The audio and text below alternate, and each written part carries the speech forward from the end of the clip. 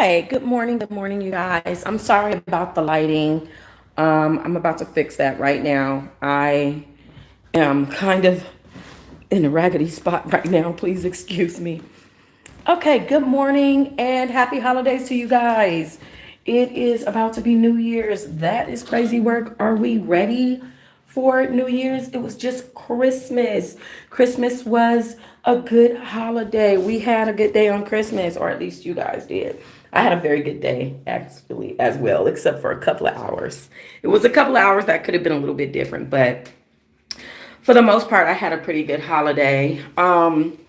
Yes, guys, hold on. I'm trying to get this robe on because, yeah, I need to put some grease on my lips, get my robe on.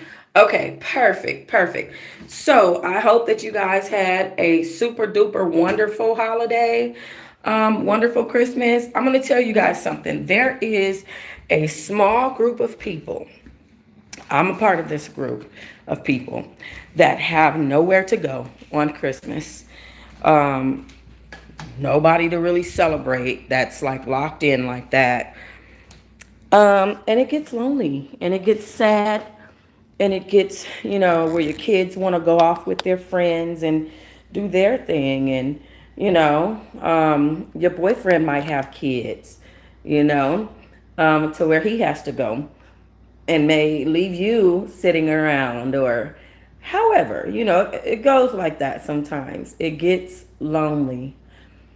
And I was having one of those days where I was lonely for a little while. And then Rihanna came home and I was like, okay, I feel a little bit better about this. It's not so bad. Because I was just feeling so bad. Like, am I sitting here by myself? Um, so yes. Hi, whoever that is. I have people coming in and out. I'm not sure if that is if it's trolls or who it is because nobody's really saying anything. But there's no one really in here stably right now, actually, which is so weird for me on YouTube. Like, I'm so used to having so many numbers in my audience just from being who I am. And then all of a sudden, you go from all these numbers to zero. And like from all these fake friends to like you realize none of those people were really your friends. They wanted to help you so that they can say they helped you at the end of the day, and or they wanted something from you. I had a woman that was helping me while I was in there, and the whole time she just wanted to be in a relationship with me, and it's just like I was what I want from my relationships is stability, and I want to be loved properly in the way that I wish to be loved. That is what I want from my relationships, right? I had to realize, so like, it's like, okay, so now I'm by myself because I'm not getting what I want from those relationships, right? Right. So, but then you get to realizing as you grow older that isolation is a great thing. Actually, in Buddhism, if you guys didn't know this, in Buddhism, they talk about isolation and it talks about how isolation is a luxury. Isolation is a luxury and a gift from God. It gives you a chance to reset. It gives you a chance to character build. Hey, Sam, I am. It gives you a chance to character build. It gives you a chance to to basically it preserves your mind from being influenced by outside resources. Like, think about it. Right now we have a woman. I forget this lady's name, Tasha Daniels. She's on trial for red rumming for unaliving her boyfriend, who was the pastor. She had gotten this, and it'll make you feel sorry for her, right? She had gotten out of her husband cheated on her. Okay. She decided to get a divorce, but she was seeking counsel. She went over to the pastor, to the church, asked the pastor for counsel. When she was in counsel, Brodus, who's the pastor's name, passionately kissed her, according to Latasha Daniels. Passionately kissed her and started a relationship with her. They ended up having intercourse, right there on the spot. Okay. So, okay, they have intercourse, and suddenly she's in love. So now she is pursuing this pastor, this man. Um, and this man is claiming he's going to tell his wife about them sleeping together. Meanwhile, she is playing wifey, because wifey is somebody who's not the wife, but they are like a close girlfriend. But you have a wife, right? You have a wife, you have your wifey, whatever. So she was playing wifey when this man already had a wife. Okay, so she ends up trying to pressure him to tell his wife about their relationship. He says, yeah, I'm going to tell her. Go to the house and wait for her. Had this woman playing tennis with his wife, had this woman in his wife's house. I mean, just all kinds of craziness. So she's sitting with the wife and she's waiting on Brodus to come through the door and tell his wife, who he moved out the city that she lives in with, to a new house with his wife, that they're together. He never told the wife. So as she's walking out to the car, she like, come have a talk with me. He tells her, no, I'm not having a talk to you. She pulled out her weapon and pewed his butt 4 shots. Okay. And then also, yes, please make sure you guys are getting the likes up. If you're watching a video, go ahead and like and unlike whatever you decide to do. Just make sure you hit the button. Thank you for me. Okay. So she decided to pew Pastor Brodus. Okay. And she sat on the stand and she described how she was getting out of a marriage. She was failing at her marriage, but she's a counselor. She's a life counselor. She is a person that helps people. She does clinical science. Something she did. She has a really one of those good jobs. You know what I'm saying? Social work stuff and all kinds of stuff. So she goes from being in this bad. What happened? Oh, I zoomed in. Sorry about that. She goes from being in this bad marriage. There we go. She goes from being in this bad marriage to getting into this relationship with this married man. Okay. And she never gave herself time in isolation.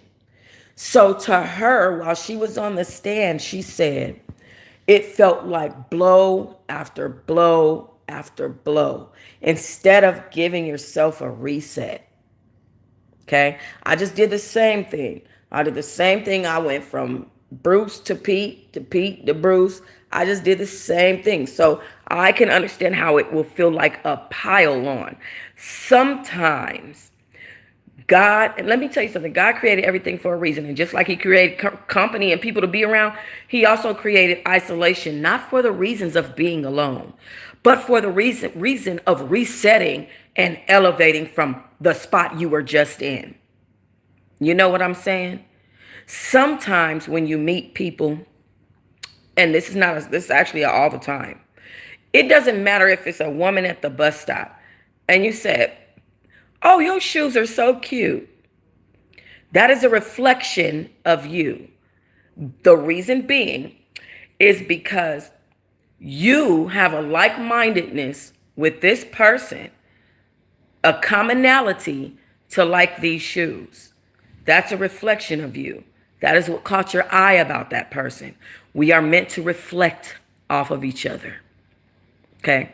So, and this is why you hear people like Nature Boy, which I'm here to talk to y'all about because I know what my title is. That is the reason why he says stuff like Peace Reflections. Now I'm gonna tell y'all, Nature Boy just went off on a tangent on Twitter. I mean on Bigo, and I do not agree with most of what he said, but I don't judge Nature Boy. Like I'm not judging him based on that crime because that girl said that he raped her.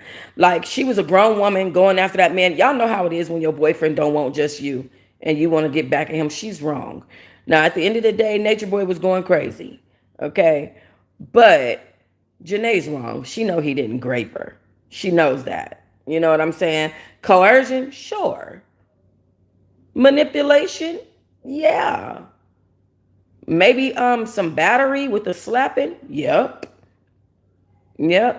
But she knows that he didn't grape her. I think that's very strange.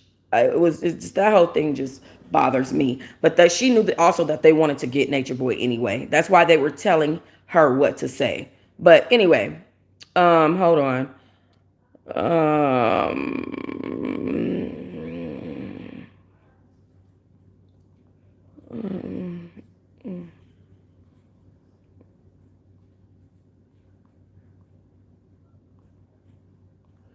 Okay, hold on. I'm finna get into this conversation that I just had with him.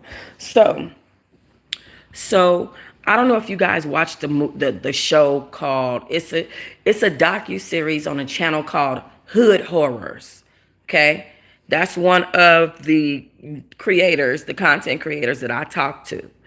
The only reason why I try not to get too involved with every content creator now, because y'all know people are fake. Okay, especially with people on social media, they want to say they spoke to me, or like I just talked to somebody this morning, and she's huge on another platform.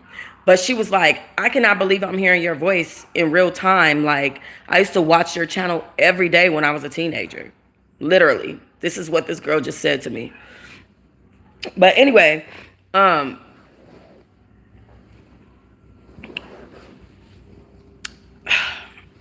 try not to become friends with, hey Queen Keish, with too many content creators, because it becomes a mess. I'm trying to think, do I even want to make that statement anymore? Because I don't want to pull anybody else into this. Okay, so Hood Horrors is one of the people that I talk to, even though I don't want to become friends with many content creators anymore. That's how I'm going to put that. But I do like Hood Horrors. He creates documentaries, docu-series, and I enjoy the out of his docu-series. He is the inspiration behind, he's the inspiration behind some ideas that I'm coming up with for Teahive Movie Night channel. So, shout out to Teahive Movie Night. Did y'all know that we hit 3,000 and like 30 subscribers on Teahive Movie Night channel? My backup channel. You know what? I feel like I could touch any channel and it's just gonna make 1,000 subscribers easily. Like, I'm gonna pull that 1,000 subscribers in like nothing. It's not even gonna be a issue. And then about that is just after how much time I spend on YouTube. But shout out to the Teahive Movie Night channel. Anyway, but so Hood Horror was playing back Eligio Bishop's docu-series, and I was on it. And I was on it telling him, he was telling me, when I say he, I mean Nature Boy, Eligio Bishop, was telling me that the reason why, I asked him, why did he let Janae back in his house? Why would you let someone that keeps coming in and out of your household, and then every time she leaves, she tell people that you gave her herpes and you gave her this, and the women's coochie stank, and she had to get out the tent because it stank so bad, and why do you keep inviting her around you? You know what I'm saying? And he said to me, this is before he went to prison for this girl. This is a conversation my discernment told me to tell him. You feel what I'm saying? My discernment told me to tell him I felt like his freedom was in danger. And so that's the only reason why I went up on his page to ask him why he keeps letting this girl around him. He said, because love doesn't keep a score. I said, but she's keeping a score with you. Do you think she loves you? Hello. Hello. You know what I'm saying? I said, she's keeping a score with you. Do you think that she loves you? And he sat there, we had a little conversation, and he looked in the camera, he looked at me like this. Like as if I was the evil spirit child. And he stared in the camera like this for a long time. And I was like, child, that's my cue, honey. Let me go ahead, go.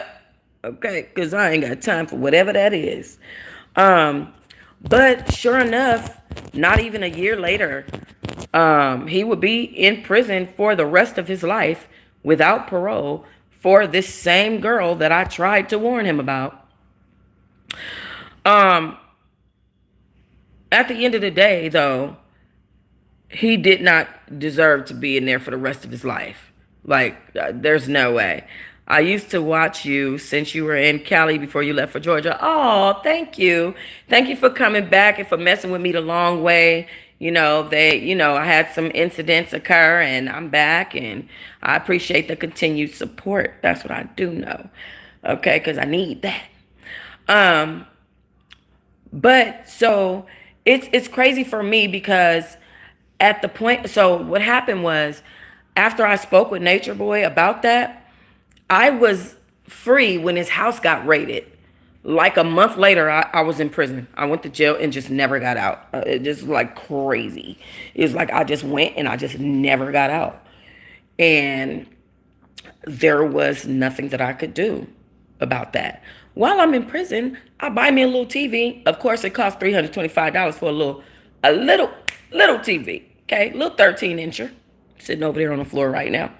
Anyway, buys me a little TV, turns the TV on. All I wanted to watch was court TV. Very strange how people in prison just want to watch people in prison. All I wanted to watch was Locked Up Raw and court TV. I wanted to watch men in prison, if you know what I'm saying. Anyway, but so I'm watching court TV, and sure enough, I see Eligio Bishop's case come across the TV. And it saddened me so bad to my core to know. I know how the system works. I know in my case, they did not do any real investigations. They did not give a damn what was really going on. They barely even asked any questions to the people who supposedly I did something to. Like, they just shuffled me through that system and ushered me right into, they did what they needed to do to get me where they needed me to go. And this is period. And it happened to have something to do with Gina Grayson and Kim Byron, the president and the supposed vice president of the Animal Foundation in Las Vegas, harassing the DA and the courts about me over gyms. So they were like, oh, she must be a bad person. Let's lock her up. And the same thing happened to Eligio Bishop. They found a way to get him in their grips. And that's why they were trying to get Malia too. They were trying to call Malia over to them to get her to break her down and get her to talking and see if she would be willing to talk against him so they could put charges on his ass for her too. Okay, but she wasn't going for it. As a matter of fact, he confirmed today that Malia is still with him. Like a lot of people, a lot of people don't even know that that Malia never went anywhere. Hold on, y'all, right quick, okay? I gotta start sharing something to my Google Drive. Oh, wait, hold on, let me see. Hold on, don't leave me. Wait, no. I'm gonna wait. Because I wanted to go into the dialogue of him not. I'm about to post on my home channel. I'm about to post the video of me talking to Eligio Bishop today. I'm telling you guys about our previous conversations and a little recap. But I wanted to tell you about the conversation we had today and why I asked the question I asked today. While Eligio was in court, the first thing that you need, now mind you, he was definitely running a sex cult. I'm not saying that he wasn't. And he's not opposed to saying that either. At the end of the day, it's a cult. It's a cult. The church that I was going to in my childhood is a cult. And many people have cult-like followings online. It just it happens. Tasha K has a cult. She has a cult-like following.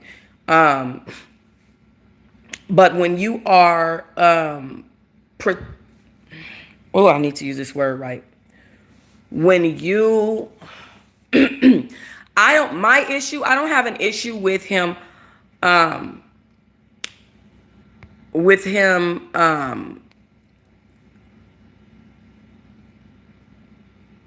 saying that we're gods. I don't have an issue with that. Like, what's up, God? What's up, God? You know what I'm saying? I don't have an issue with that. My issue comes in where he claims to be the Messiah and that God is a woman. I don't really even have an issue with him saying God is a woman, actually. Because I believe that God is made in all of our image. I don't believe God is a woman or a man. I believe God is made in our image, or we're made in his image, excuse me. And so maybe God's face is constantly changing. Maybe he doesn't have a specific face or a specific feature. We don't know. We just have faith. That's what we lean on. We lean on faith about it. That's the point. You know what I'm saying? So it's just all so disturbing, that portion of it. It's disturbing that the girl would say that he raped her, knowing that he don't have to rape her and that he did not rape her. I think it's disturbing that the courts know he didn't rape her. The judge knows he didn't rape her. But because of who he is and the way that he is running his program outside of prison, they were out to get him. And they shuffled him through that system because he had a cult-like following and they needed to get him. They believed he was a danger to the community. It's just that simple. It's just that simple. And it happens to a lot. It's happening to a lot of these type of men who are putting together groups of women for their gratification in whatever types of way. I don't think that by them doing that, they realize why you're trying to serve God and you're having that religious element to it, right? Because that's what makes it a cult. It has the religious, it has the sexual. You're adding this religious element to it. But it's a contradictory because of your greed for women. That is not what the Bible doesn't say stack women on women on women on women and have them all, sucking and doing this and that and the other, and having them slapping each other and treating them, at one point he was just, was treating them really badly at one point. And he admitted that, and he's apologized, and he actually asked for forgiveness on the stream today, and I was quite impressed. I ain't gonna hold y'all. I was like, oh, okay, period. But he went there with them. He went there with those young ladies, for real. And it was disturbing. But they choose to stay. And even with him being incarcerated, these young women are still choosing to stay. And so you have to look at that as a human and just say, like, at one point or another, you can try to save people, but we cannot save them. There's something to be saved from. You know what I'm saying? At this point. And I'm just saying, like, I would love to say, oh, I would love to say some stuff. I would love to say a lot of stuff to Eligio. But of course, it's not my place, and he hasn't allowed me to interview him. When I go to my other channel, you guys will get the chance to see how I tried to ask him a few questions about the situation and let him know I relate to him. Like and I told him straight up, I don't really judge anybody in the situation. I just feel like it's not right that she went and told the police he raped her, or went along with him raping her, knowing that he didn't rape her. She knows he didn't rape her. And so when the police said, oh, well, was he aggressive with you? And she was like, no, it was like, we made love. And he was like, and then the police officer was like, you made love or did he rape you? And she's like, we made love, and then you can hear them insinuating and leading her into, well, this is great. And it's like, that was wrong. That was wrong. That's wrong. And then for them to convict him to life without parole that's a rough life. I often get mad about my life. Like, I get upset sometimes when I think about my life, because I'm like, how am I so blessed? I'm talking about so blessed, and then be having some of the worst situations that be going on, though. Like, be so blessed in abundantly. and then be having some of the worst shit happen to me. And it's like recently something happened, and I know it's because I'm outside of God's will. And it's just like, why me? Why do I have to have this fleshly situation that's not allowing me to grow in Christ, and then allowing Christ to elevate me? You know what I'm saying? That's when you see me reset and sit, isolate, and think. I start coming to these conclusions, and you'll see me post on my wall on my Tea Brew channel. You'll see me post on True Diamond Tea Brew channel on the wall that God can't elevate you if your mind is still in a state of confusion. You'll start seeing that's because I'm isolating, and I'm thinking, and I'm resetting, and I'm getting the chance to look at myself, get back to my character, understand my worth. All of those things happen in isolation. And so, and getting back creative, and gearing back up to get back on my content. And that's what I saw in Eligio Bishop today. He's got a phone. He's back on Bigo. This was his first day back. And he was doing his thing. He was doing his thing. And I was like, okay, then. He was gearing up for his content. He was in good spirits. He was doing his teaching thing. He was being himself, very performative of a person. He was being himself, doing that. I'm like, okay, do your thing. But I asked him, how does it feel that, how does it feel that when you were trying to explain to the judge your point of view on us being gods, how does it feel that she just couldn't get it and that they were not trying to understand you? I asked him that. How'd that feel that they just couldn't get it and that you never got the chance to explain that, right?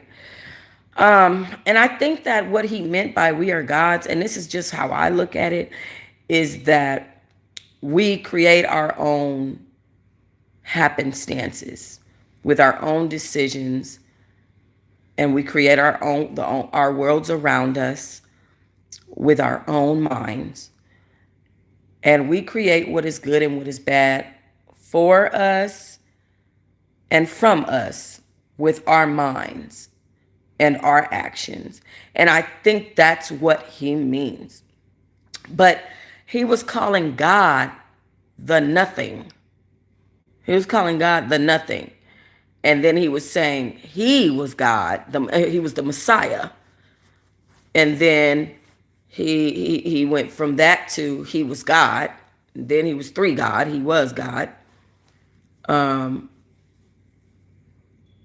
then he went into being a Muslim. And now he is saying that God is a woman. She's a she. And that the reason why you posture on the floor is because face down on the floor in the bowing position is not because you are not worthy to show your face to God as you are praying, but because it's the fetus position that you come out of when you come out of the womb. So that's his new theory that he came up with. And give me 1 second. Hold on. Don't hang up. Hold on. Yeah, so that's his new theory that he came up with. And I gotta admit, I've seen Nature Boy first it was like no drugs, no alcohol. Then it was drink alcohol. Then it was smoke weed. And then it was go to a different dimension by doing mushrooms. And, I've seen him change the rules to his cult several times. So I fuck with Nature Boy on a level that I think he's he's dope as a influencer, and that he is a capable man. I don't believe in some of the things that he says in regards to God, but I'm not a part of his cult, so I shouldn't be expected to. You know what I'm saying? Like, I'm not a part of his cult, so I should have no expectation to believe in whatever. I feel bad for him because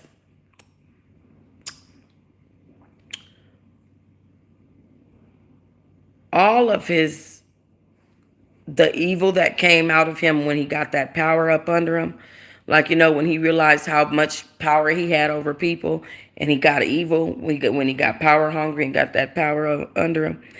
I feel bad that happened to him. I feel bad that he didn't know what to do with the influence that God gave him.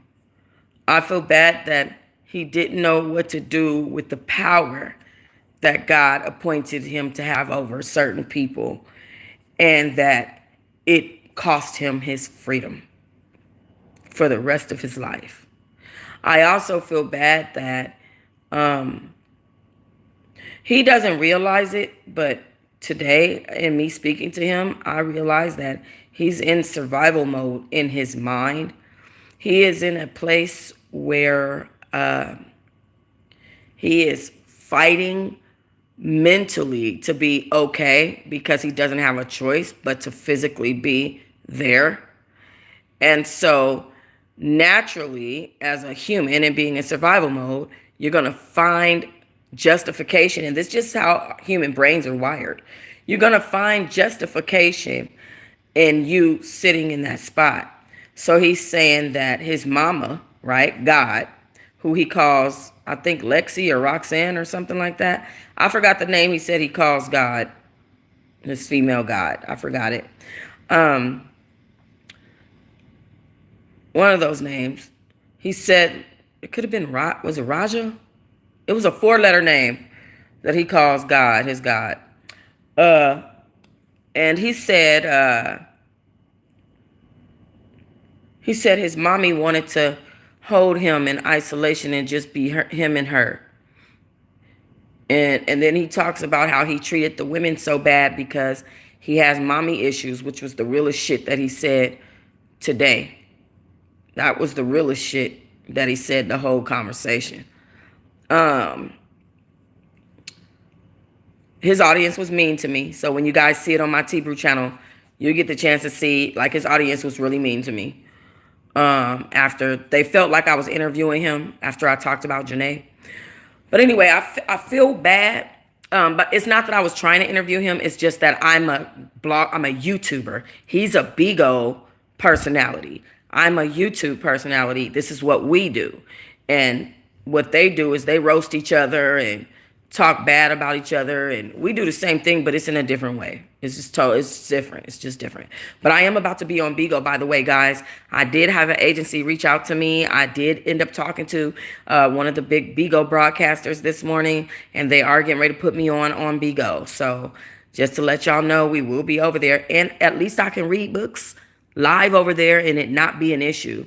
Like, at least I can actually read over there and it not be a problem. You know what I'm saying? But anyway,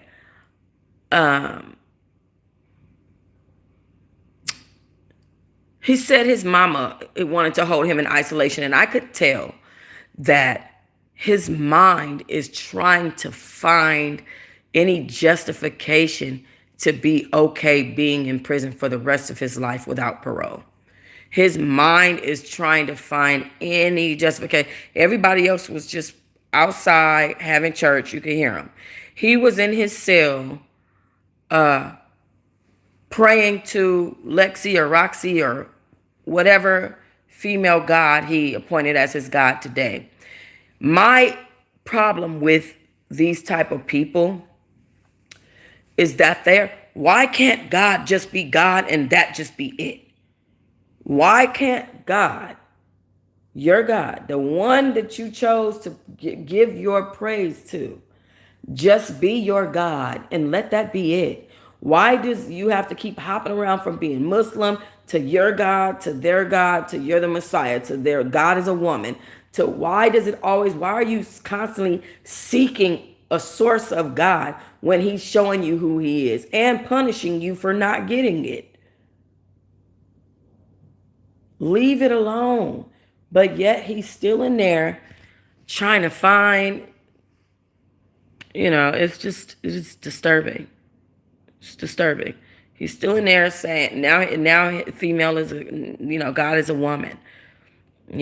After he argued King Knowledge down about that on Bigo. But I don't know. I just wish that sometimes and for me, I know it sounds like I'm judging him based on him wanting to find his faith, but it's not that. It's the instability of it all.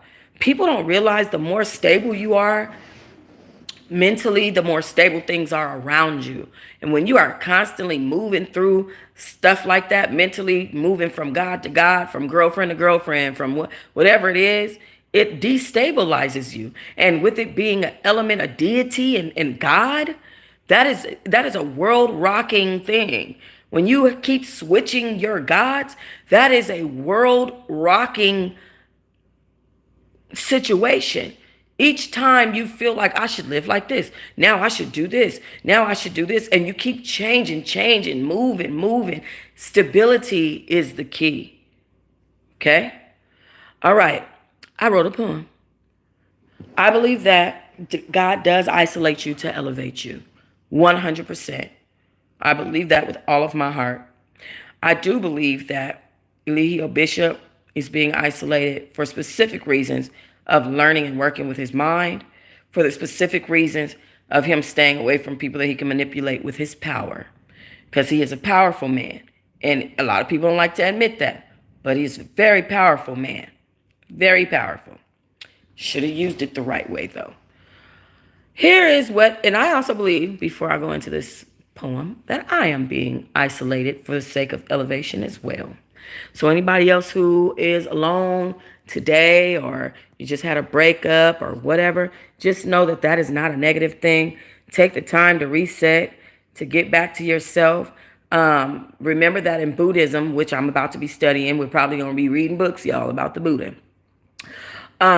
Remember that in Buddhism, they say isolation is a privilege. It is an honor. It is something that is a great honor. So just remember that. All right, I did not. This is called isolation for elevation.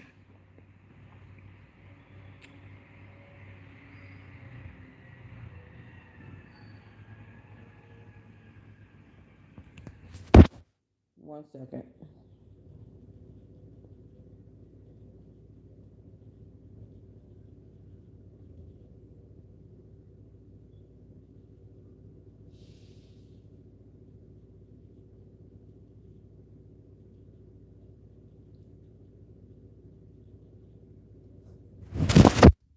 Okay, sorry about that, y'all. Okay, so this poem is called Set Apart to Be Lifted. Elevation through isolation. God did not push me away. He pulled me closer by removing the noise.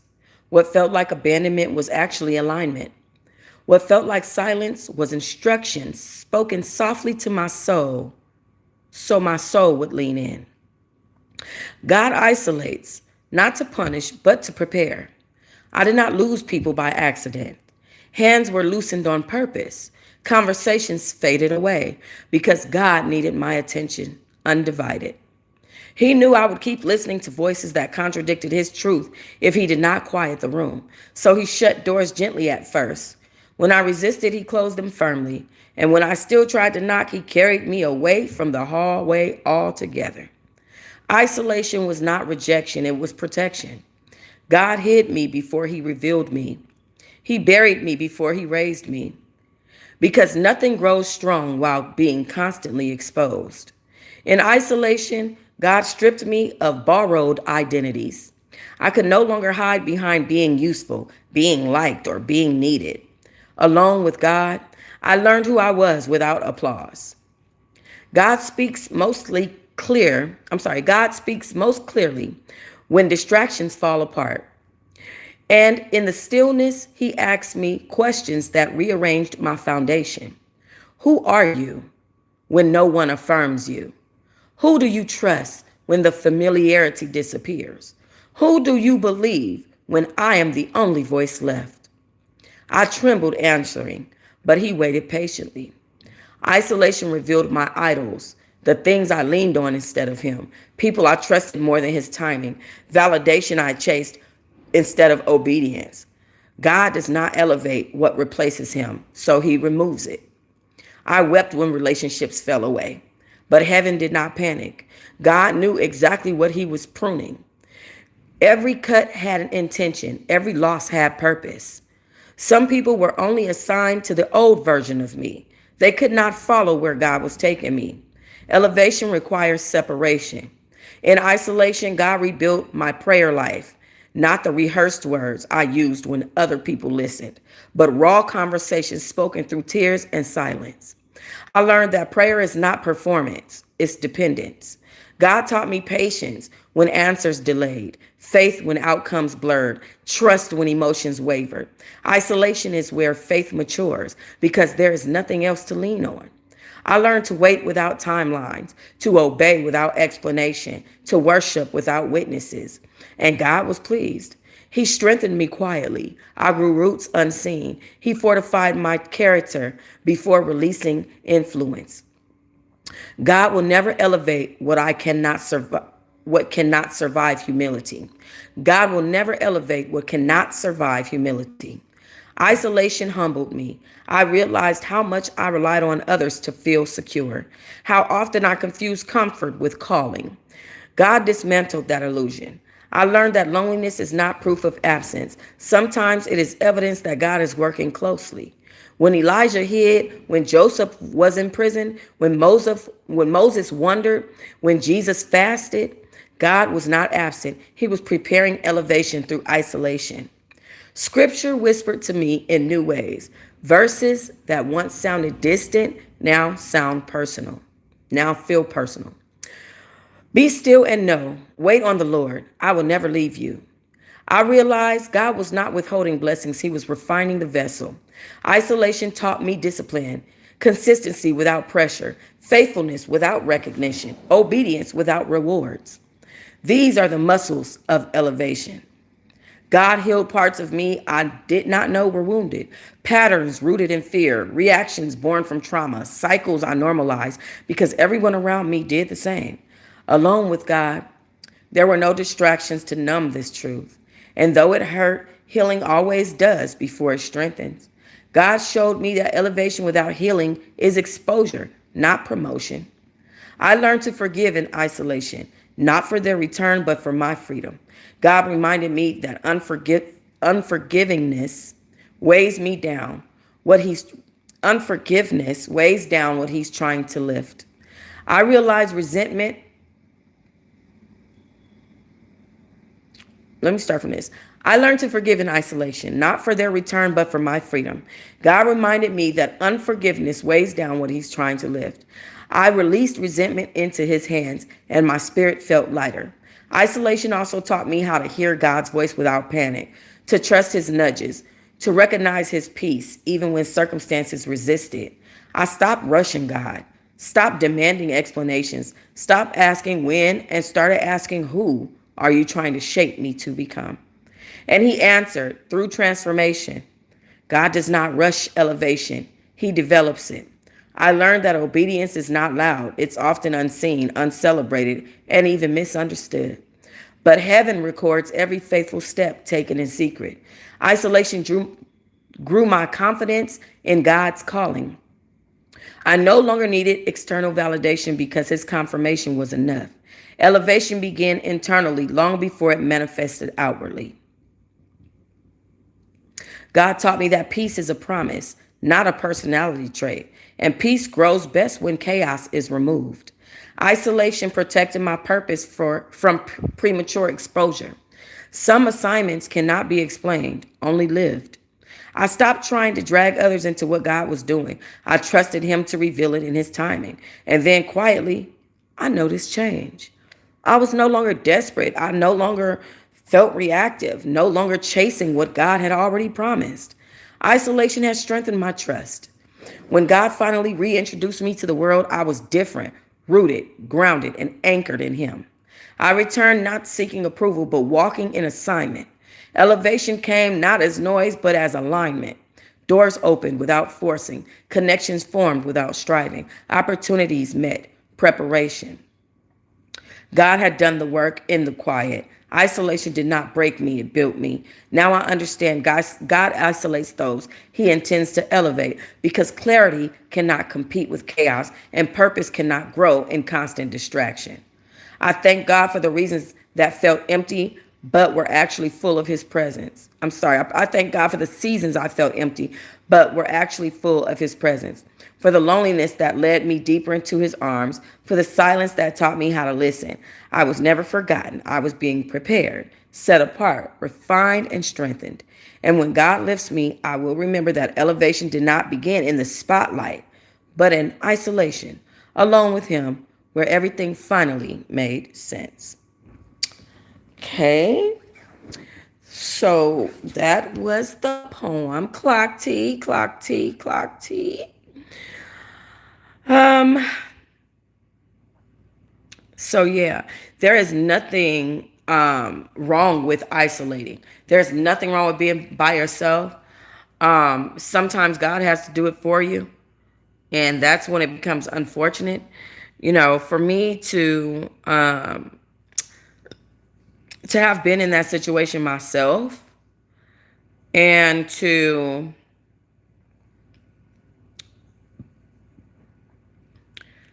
like know some of the ins and outs of prison.